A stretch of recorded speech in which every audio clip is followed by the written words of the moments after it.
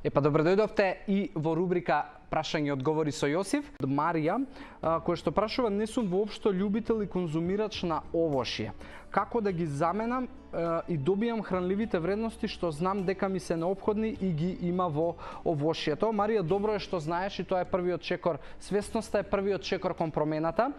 Не знам зошто не си љубител на овошје. Ако форматот на свежо овошје не ти годи, мој најдобар совет и препорака е да го блендаш и да правиш смутиња. Многу повеќе нутритивна вредност ќе добиеш отколку да цедиш сокови па така да мислиш дека ќе го заменуваш овошјето.